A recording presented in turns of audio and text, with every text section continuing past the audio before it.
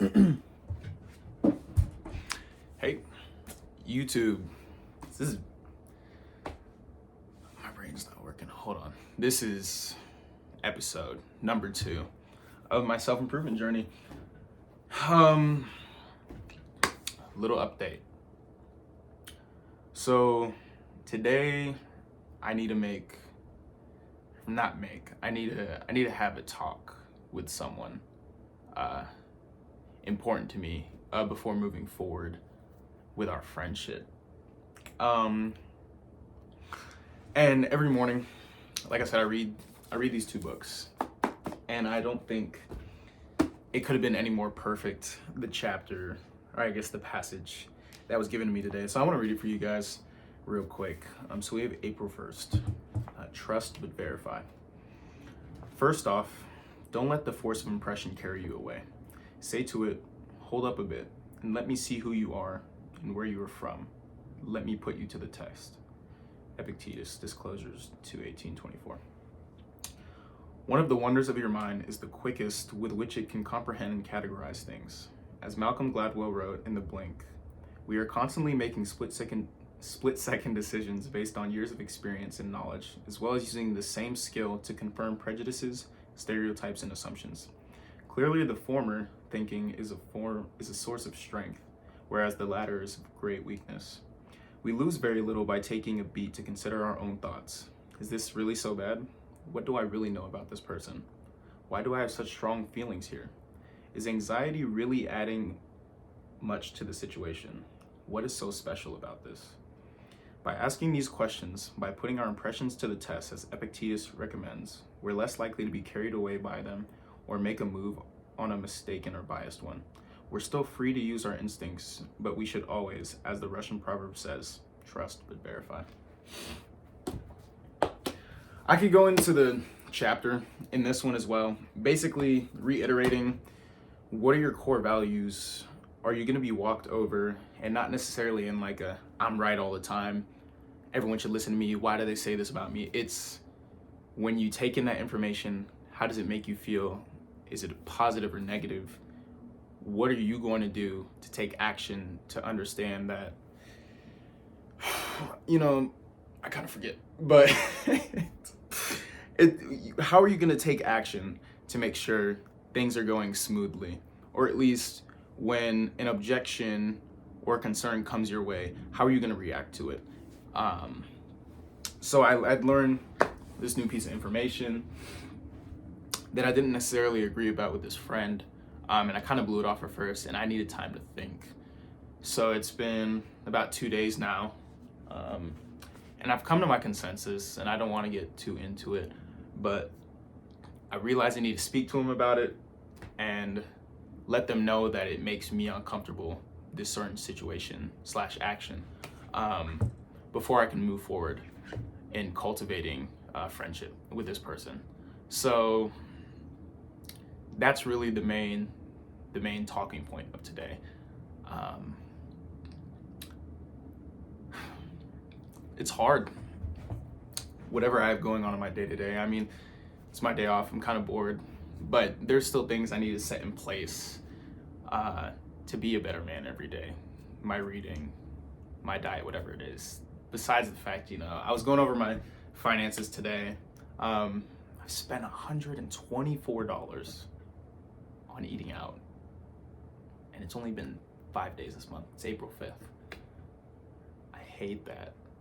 And just because I don't have a kitchen doesn't mean I can't go with the healthier options, or at least not all fast food. Go to the grocery store and find some more sustainable and healthy foods. It's just in my mind, I'm going for the easier option, the easier route, and that doesn't bring you any joy in the long term. I heard this quote from a man close to me, that you make the harder decisions now to make life easier in the future. But if you're making the easier decisions now, you're making your life harder in the future. One thing I've been living by recently is to make the emotionally hard decision, because more often than not, it's the better one for you. And today is going to be an emotionally hard and uncomfortable decision. but it's, from what I perceive, is the right one.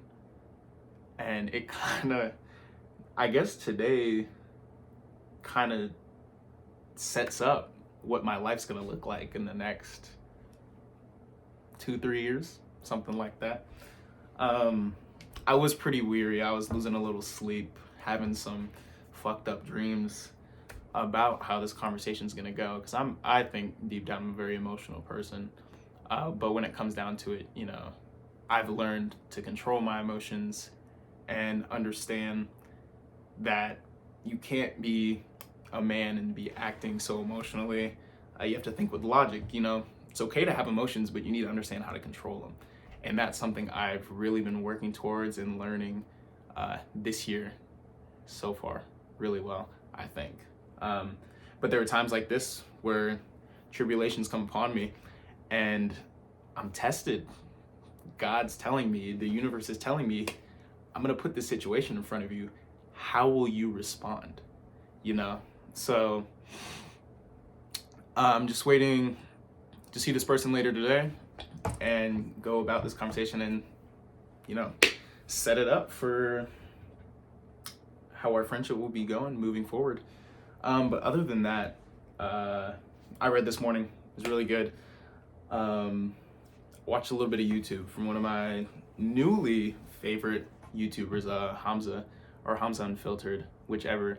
And he's really the main reason I started this channel, to document my self-improvement journey. I really enjoy what he has going on, and it really not even motivates, because I'm not motivated anymore. Motivation only gets you so far. I'm now self-disciplined to continue doing the hard stuff, the nitty-gritty, the things I don't want to do for a better life later on.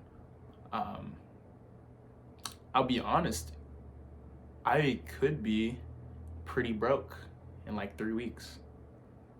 Yeah, I work, but I just was looking through a couple of my expenses that I need and some that I don't. You know, if I don't change some things, I'll be broke. So honestly, when I move out to Chicago, yeah, I'll be cutting out a lot of costs. I won't have to pay gas. I'll pay somewhat groceries, rent, I guess. It's just there's some things that I'm currently paying for monthly that I won't need. You know, the gym, I won't have a gym out there. I'm gonna start my calisthenics journey too. So I wanna share that with you guys as well, because I think that would be really cool. I feel like I had a lot more to say with this, because I was thinking before I even press record, that I had a lot more to say. But you know, it's like I said, it's the second video. I'm gonna get better at this. They're kind of unscripted, but I think over time I'll start scripting them and just make sure I'm going through certain talking points. But you know, it's a good day. I hope you all are having a good day, a good week even. And if not, you know, is whatever that is tormenting you within your control or outside of it? That is another big thing. I've come to realize that there are certain things in this world I control in my own head and other things I cannot, and just how I act upon them is up to me. I was reading another book, that reiterated the example or thought that anything happens to you in life, you hit rock bottom, you get a flat tire, whatever happens, something fucks you up. You have the power in your own brain, your own mind, to dictate how that affects you, your mood, the rest of your day. I had an experience a couple weeks back to where I started my day off really bad, but it was like lasting for a minute to 3 minutes. And someone had told me, why would you let 3 minutes of your day dictate the rest of the 23 hours and 57 minutes, the rest of that day? It doesn't make sense. Let that moment exist and continue on forward. There's no reason anything should really ruin your day. So I say to you, with some leaving notes, don't let any specific part of your day dictate how the rest of your day goes. Depending on this conversation I have with my friend, I can let it affect my day in a negative light or a positive light. It's all up to me. So what I say to you all is, you know, don't be in your head so much. Live life vicariously. That's it. Thanks for listening.